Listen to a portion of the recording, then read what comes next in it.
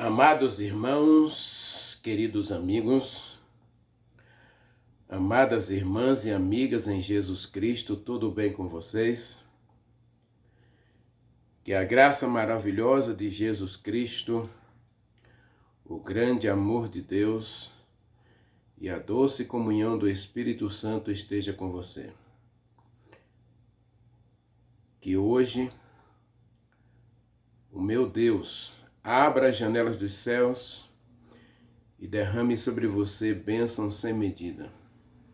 Que Ele faça resplandecer sobre você o seu rosto, que Ele tenha misericórdia de você e sobre você Ele estenda as suas asas para lhe proteger, guiar e sustentar. E que a paz, que excede todo entendimento, seja hoje plena e abundante em tua vida. É o meu desejo, é a minha oração. Obrigado por assistir minhas mensagens. Se você puder, compartilhe essas mensagens. Se você puder, comente as mensagens. Deixe o seu like. E se o Espírito Santo tocar em você, se inscreva no canal. Tanto faz no Meu Andar com Deus ou Renivaldo Araújo da Silva. Deus é contigo. Oremos. Maravilhoso Deus, meu Pai, queremos te agradecer, Senhor, pelo despertar de mais um dia e queremos te agradecer, Senhor, pela boa chuva que o Senhor permitiu cair sobre a terra, não só amenizando o calor, mas reavivando as plantas, para que elas sigam o seu ciclo, produzam os seus frutos e alimente os homens. Obrigado, Senhor, porque a chuva é uma bênção em nossa vida em todos os aspectos. E nós precisamos, Senhor, da boa chuva do Espírito Santo. Como diz o livro de Zacarias, nós precisamos da chuva serôdia. Nós precisamos, ó Deus, da plenitude do Espírito Santo, não só para modificar a gente, nos levar a uma perfeita obediência à Tua palavra, mas também para sermos instrumentos Teus na salvação de outras pessoas. Queremos, ó Deus, ser instrumentos do Senhor para trazer ao Teu redil as ovelhas desgarradas da casa de Israel. Dá a Tua bênção a cada um de nós, Pai, e que hoje nós possamos ser alcançados pelo Senhor com o Teu amor, com a Tua graça, com o Teu perdão e as Tuas bênçãos. Queremos estar na Tua presença, queremos viver na Tua presença, queremos caminhar na Tua presença. Por favor, Senhor, ilumina nossa vida, ilumina nossos caminhos e guia-nos pela vereda da justiça por amor do Teu nome. Dá-nos a Tua paz, dá-nos o Espírito Santo e fala conosco agora ao estudarmos a Tua palavra. Te agradecemos, te louvamos e te exaltamos e te agradecemos por tudo, te pedindo tudo em nome de Jesus Cristo. Amém. Amados, eu vou convidar você a abrir sua Bíblia, Isaías 42, versículo 1. Leia comigo. Eis aqui o meu servo, a quem eu sustento, o meu escolhido, em quem a minha alma se compraz, e pus sobre ele o Espírito Santo, e ele promulgará o direito aos gentios. Esse texto é uma profecia que aponta para o batismo de Jesus Cristo. E o cumprimento dele está em Mateus, capítulo 3, versículo 17. Vamos ler o texto lá de Mateus, capítulo 3, verso 17. e aí depois a gente volta para cá para a gente fazer algumas conjecturas, tirar algumas lições práticas para a gente. Mateus 3, 17 está escrito: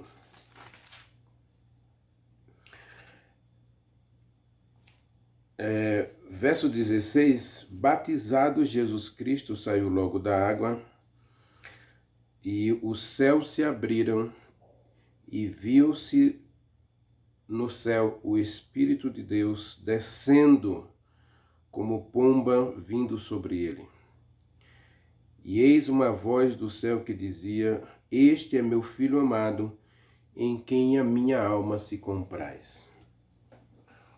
Se a gente comparar os textos no capítulo 42 de Isaías, Deus fala algumas coisas acerca de Jesus Cristo. Primeiro, ele chama Jesus Cristo de servo. O livro de Ezequiel vai chamá-lo filho do homem. O livro de Jeremias também trabalha Jesus Cristo como servo. Vamos conversar um pouquinho sobre isso. A quem eu sustento, meu escolhido, em quem a minha alma se compraz. Pus nele o Espírito Santo e ele promulgará o direito dos gentios. Mas vamos conversar um pouquinho. Primeiro sobre essa questão. Jesus Cristo é Deus. E ele é apresentado no livro de Isaías como alguém que está perdendo essa prerrogativa, esse atributo à divindade.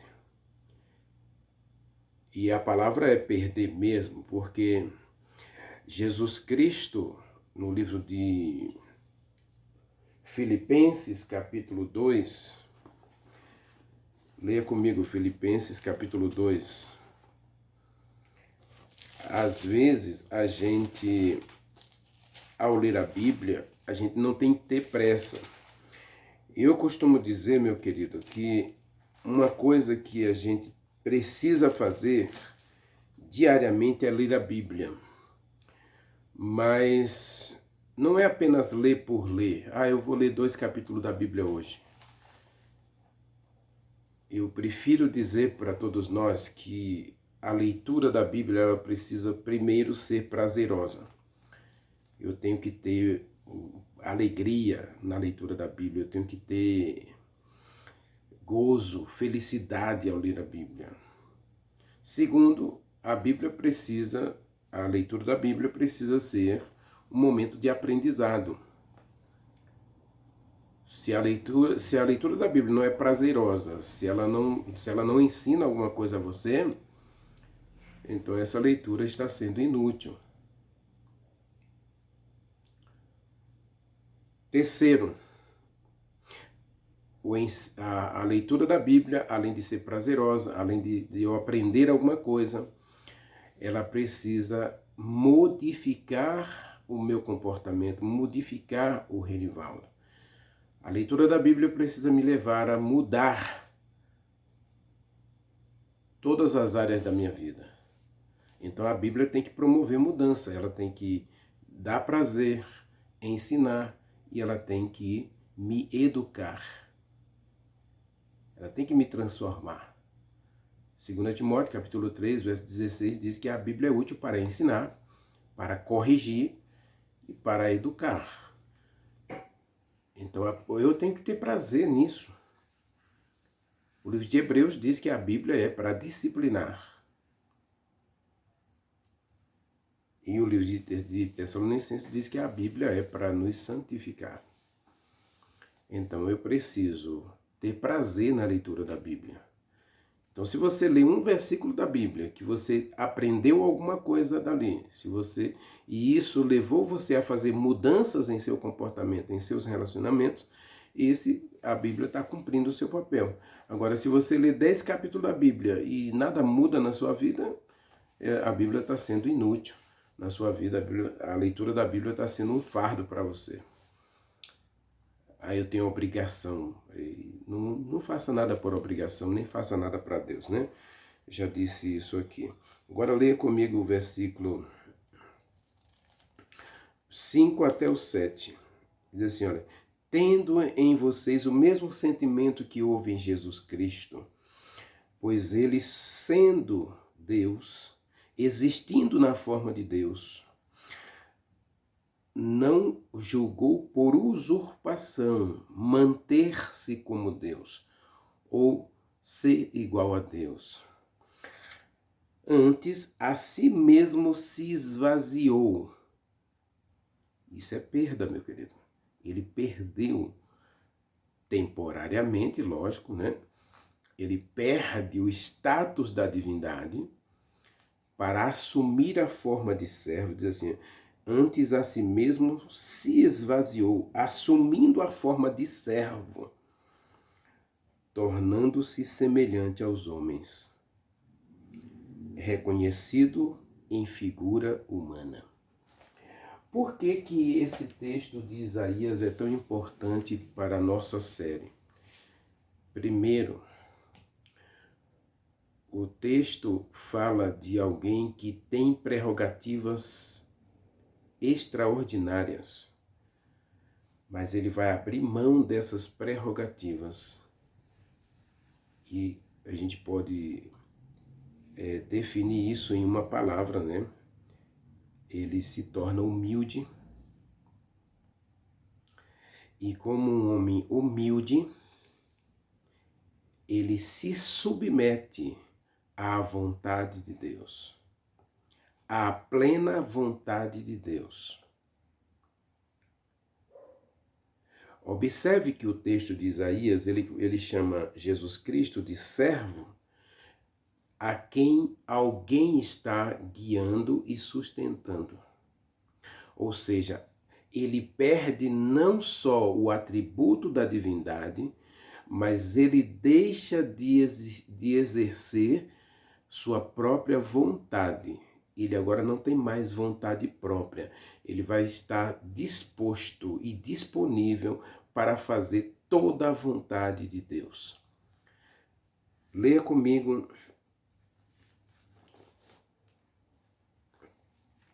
Salmo 40. Salmo 40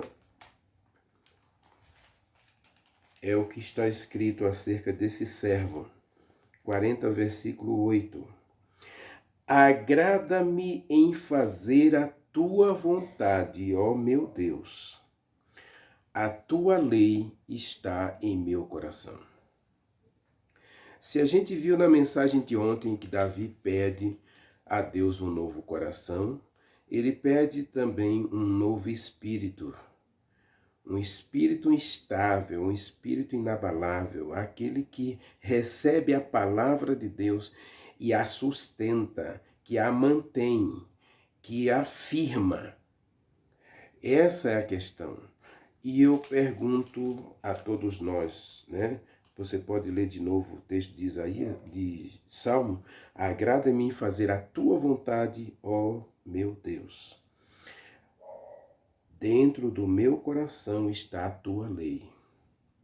Se você ler o versículo 7, ele diz assim: estou aqui. No rolo do livro está escrito a meu respeito. Então Jesus Cristo se submete. O servo, ele é sustentado. Ele não tem vontade própria. Ele não tem pensamento próprio. Ele não tem sentimento próprio. Ele tem a vontade de Deus como norma, como padrão de sua vida. Ah, mas ele é Jesus Cristo. Meu querido, aqui nós estamos falando do Jesus Cristo que perde a divindade e se torna homem, e como homem ele se torna servo, e como servo ele se torna obediente. obediente a toda palavra que sai da boca de Deus. Quando Satanás vai tentar Jesus Cristo, Mateus capítulo 4, isso fica muito claro. Jesus Cristo é batizado no capítulo 3, e no capítulo 4 diz o texto assim, ó, versículo 1. O Espírito Santo, a seguir, depois do batismo, né, logo em seguida, o Espírito Santo levou Jesus Cristo ao deserto para ser tentado pelo diabo. Eu fico, às vezes, preocupado com essa tradução da Bíblia. Mas a questão toda é, meu querido, e eu já tenho dito muito isso em meu canal, todo cristão, quando aceita o relacionamento com Deus e entra em aliança com Deus através do santo batismo, ele também será levado ao deserto.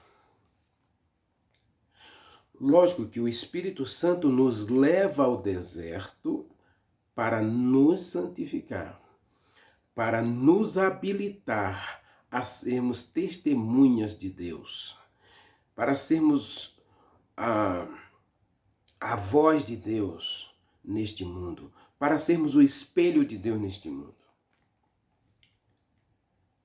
Quando as pessoas olharem para a gente, elas precisam ver Deus na gente. Então esse é o objetivo do Espírito Santo, levar Jesus Cristo ao deserto. O diabo, aproveitando-se da oportunidade, porque Jesus Cristo vai jejuar, Jesus Cristo vai se consagrar, vai orar. E eu vou antecipar para a gente aqui uma questão muito séria, porque isso vai acontecer comigo, vai acontecer com você. No dia que você fizer um planejamento de buscar a Deus, de se consagrar, de se dedicar, de colocar sua vida no altar, quando você buscar a Deus de todo o seu coração, você vai aborrecer o diabo. Sabe por que o diabo hoje ele é tão feliz na igreja cristã? É porque a gente não faz nada para aborrecer o diabo.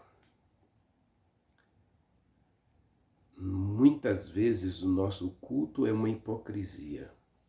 Estamos ali louvando a Deus, estamos ali nos apresentando diante de Deus.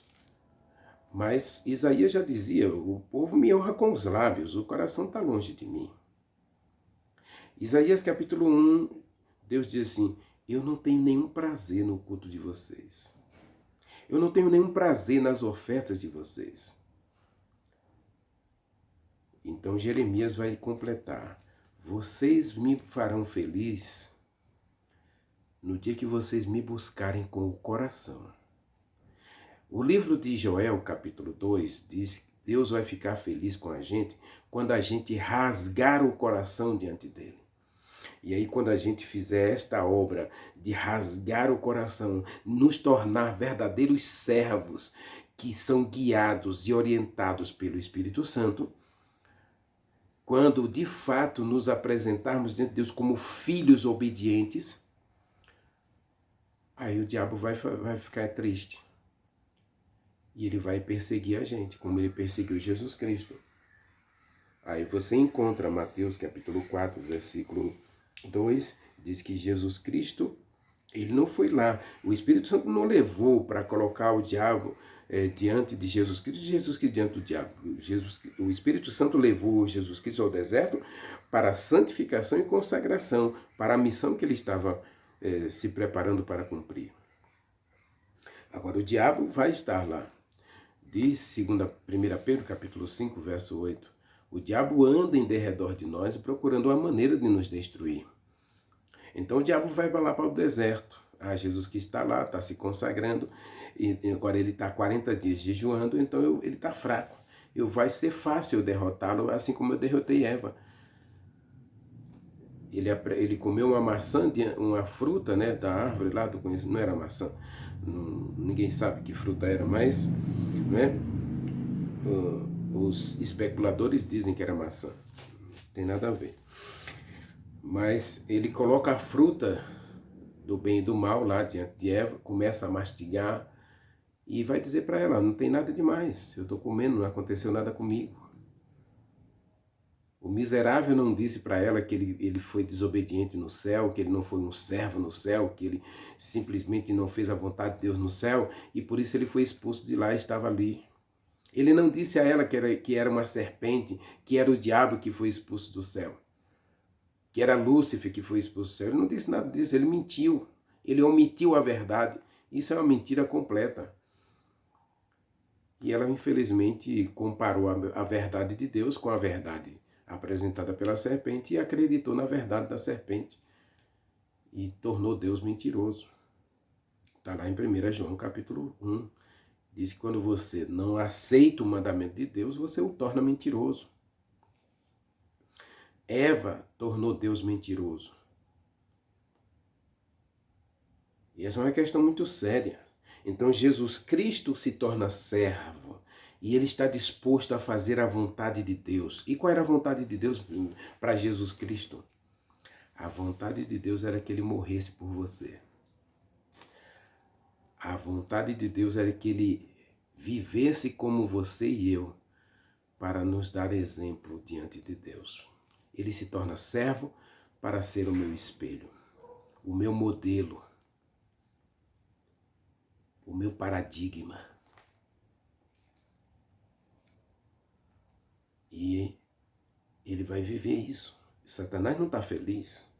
Verso 3, Satanás diz para ele, se você é filho de Deus, manda que essas pedras se transformem em pão. Aí ele diz, não, eu não vou fazer sua vontade. Eu estou aqui para fazer a vontade de Deus. Sabe, meu querido, eu às vezes fico triste comigo mesmo, porque as insinuações do diabo, elas hoje são muito mais sofisticadas do que foi com Eva. Eu já tenho dito aqui, né, eu comecei essa série do Espírito Santo falando sobre os três problemas que nós enfrentamos hoje.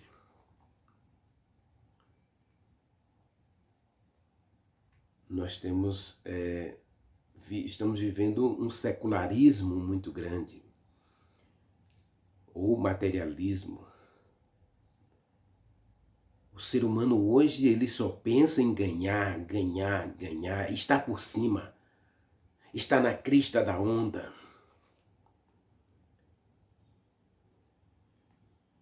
A religião vive um formalismo. Não, nós temos que modificar a nossa linguagem para não desagradar o pecador, afinal de contas, nós queremos atraí-lo para o céu, então nós temos que adaptar o céu a ele, para que ele se sinta feliz e aceite o Evangelho e siga Jesus Cristo. Balela, falácia. O mundo tomando conta da igreja. Nós nos acomodamos a este mundo e ainda queremos o céu. Jesus Cristo foi muito claro com o diabo. Eu não estou aqui para fazer a sua vontade, eu estou aqui para fazer a vontade de Deus. Nem só de pão viverá o homem, mas de toda a palavra que sai da boca de Deus.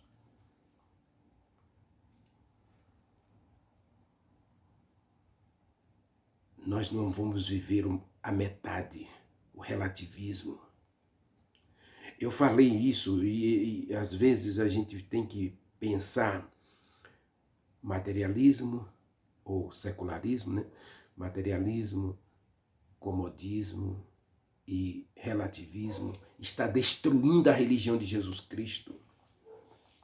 Então Jesus Cristo vem como um servo e agora ele vai desenvolver um paradigma, uma doutrina, um ensino. E o ensino é pautado na vontade de Deus. Ele se torna o meu modelo porque eu preciso fazer também a vontade de Deus. E o texto de Isaías é muito claro. Este aqui é o meu servo, a quem eu sustento.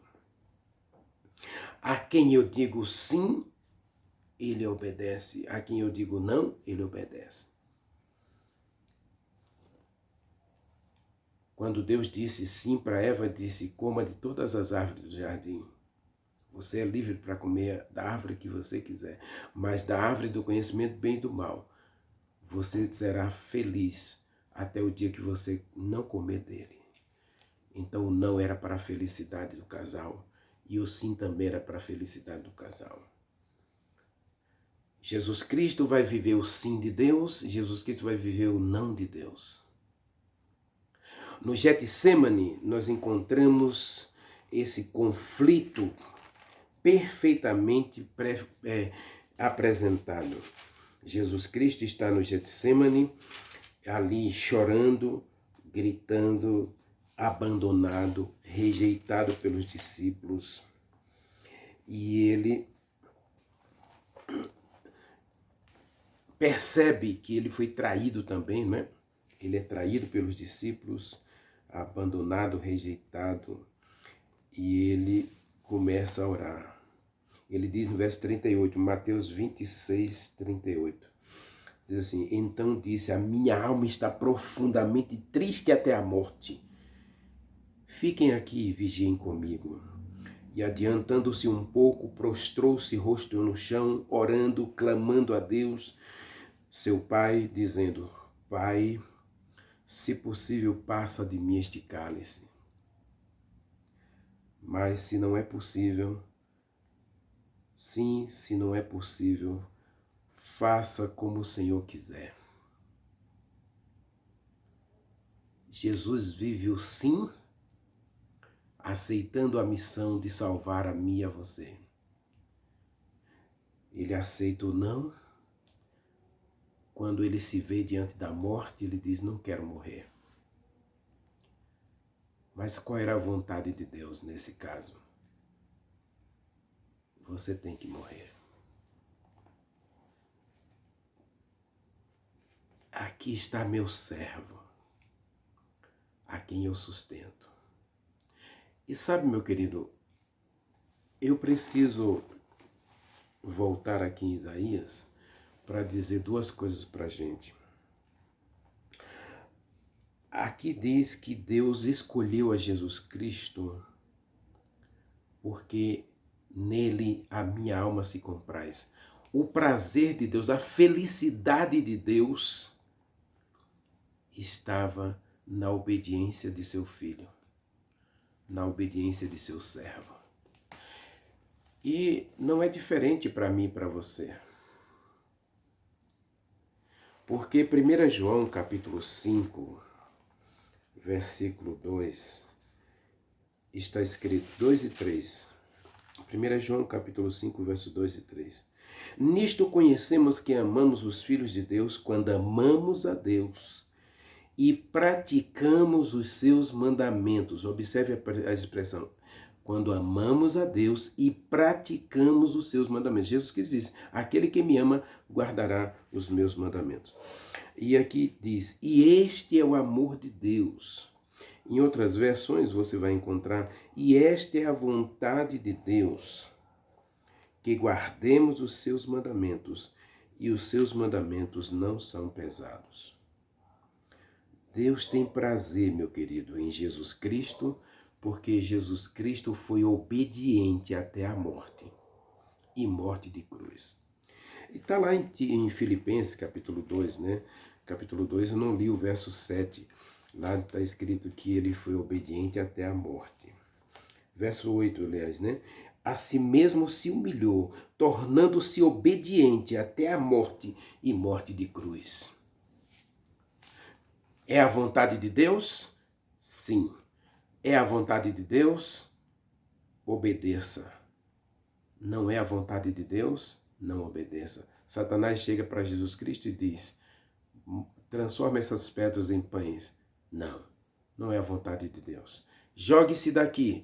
Levou Jesus Cristo, colocou no pináculo do templo. Jogue-se daqui, porque os anjos vão proteger você. Não, não é a vontade de Deus. O diabo mostra a Jesus Cristo todos os reinos da terra. e diz, olha, está vendo a glória desses reinos? Tudo é meu. Eu dou a quem eu quiser. Vai ser seu, se você se prostrar e me adorar. Se você fizer a minha vontade apenas uma vezinha, eu vou dar a você o que você quiser. Vou dar a você a felicidade deste mundo. Vou dar a você os reinos deste mundo. Vou dar a você a glória deste mundo. Só preciso de um sim de você hoje. E o servo de Deus vai dizer não. José, a mulher disse para ele, dorme comigo. Ah, você é muito bonito, você é um gostosão. Então vem cá, vamos dormir, vamos namorar. Ele disse, não, você é casada. Você tem marido. E José ainda foi muito enfático. Nessa casa eu mando. Nessa casa eu sou senhor. Tudo foi me entregue para eu governar, para eu dirigir, para eu administrar como eu quiser. Agora, você não. Você foi a única coisa que me foi vedada. Não precisou Potifar dizer para ele que ele estava proibido de olhar para a mulher dele. Não. Não. Daniel, tá aqui ó, o banquete. Você pode comer de tudo aí. É seu. Por direito. Durante 3 anos eu vou adestrar você. Vou educar você para obedecer aos paradigmas da Babilônia. Aos ensinos da Babilônia, às doutrinas da Babilônia, à filosofia da Babilônia. E você vai se tornar um grande sábio aos olhos da Babilônia. E Daniel disse, não, eu prefiro ser sábio aos olhos de Deus. E Deus o tornou sábio aos olhos da Babilônia, mas no método de Deus, no paradigma de Deus. Jesus Cristo, meu querido, teve um grande aliado para dizer não ao mal e dizer sim para Deus. Jesus Cristo teve um grande aliado para viver a vontade de Deus. Observe o texto. Colocarei nele o Espírito Santo. Como é que eu posso viver uma vida de obediência à vontade de Deus? Como é que eu posso viver uma vida que deixe Deus feliz, que agrade a Deus? Como é que eu posso viver uma vida que Deus diga diante dos anjos, diante do universo, eu tenho prazer no Renivaldo. Ele é meu servo amado, que eu escolhi, porque nele eu tenho prazer. Deus tem tido prazer em você. Observe, você não pode viver a vontade de Deus sozinho. Eu até comentei um pouquinho na mensagem, nas últimas mensagens, eu tenho comentado um pouquinho sobre essa questão da penitência, das falácias, das obras que a gente faz tentando agradar a Deus. Tudo que Deus quer é obediência. Deus não quer que você faça nada para Ele. Deus quer que você ande com Ele.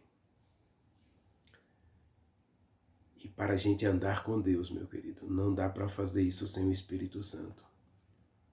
Sabe por que a Bíblia diz que andou Enoque com Deus? Sabe por que a Bíblia diz que Noé andou com Deus, que Abraão andou com Deus? Sabe por que a Bíblia diz, Isaías 40, inclusive, que Deus chama Abraão de meu amigo? Segundo Crônicas, capítulo 20, verso 17 ou 18, entre o verso 17 e o verso 19, está escrito, Josafá estava orando, e ele diz, lembra-te de mim, como o Senhor lembrou de Abraão, teu amigo.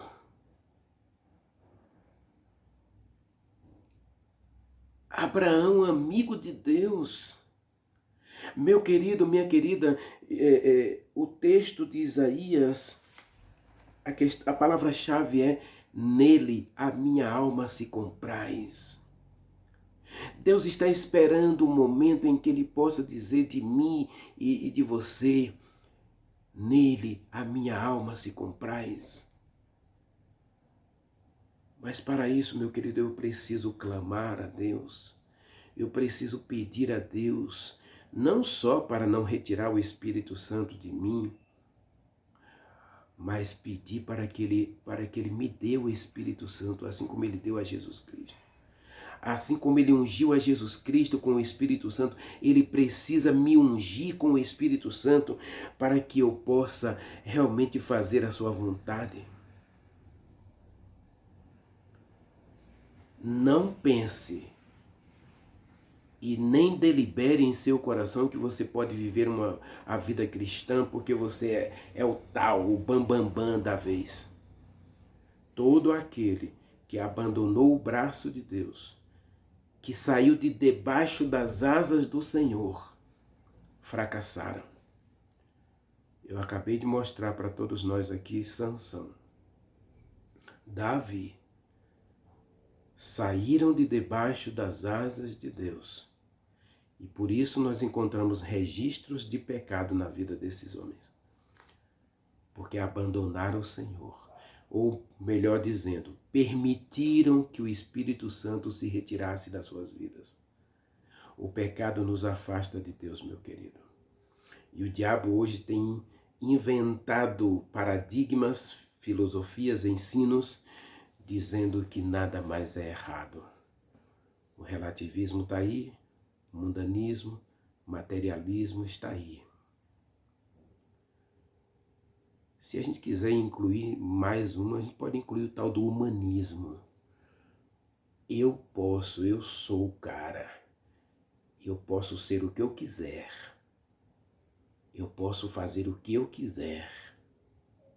Eu posso ser o que eu quiser. Por isso uma mãe hoje não está nem dando mais nome ao filho, esperando que ele, aos 8, 9 anos, defina se é homem ou se é mulher. Quando Deus diz claramente, fez o Senhor Deus o homem e a mulher. Ou é homem ou é mulher. Não existe um terceiro gênero. Gênero só na língua portuguesa, meu querido. Mas essa ideologia, esse humanismo exagerado, em que Deus morre e que o ser humano se torna o centro, ele pode fazer o que quiser, ser o que quiser, está errado. O texto, eis aqui o meu servo a quem eu escolhi, porque nele a minha alma se compraz. E você como cristão, porque todo mundo usa isso, eu não vejo nada demais. Eu também posso usar. Até a esposa do pastor usa, a pastora usa, o ancião usa, então eu vou usar. É a vontade de Deus? Você está aqui para fazer a vontade do seu líder religioso ou a vontade de Deus? Agora, meu querido, não dá para você viver vida cristã sem o Espírito Santo. Então, a minha oração hoje por você é que você grite e peça, Senhor, eu quero o Espírito Santo porque eu quero fazer toda a tua vontade. Eu quero o Espírito Santo porque não dá para viver uma vida cristã que agrade a Deus sem o Espírito Santo. Não dá, meu querido. Ore comigo. Maravilhoso Deus, meu querido Pai, Criador dos céus e da terra, estamos diante de Ti, Senhor.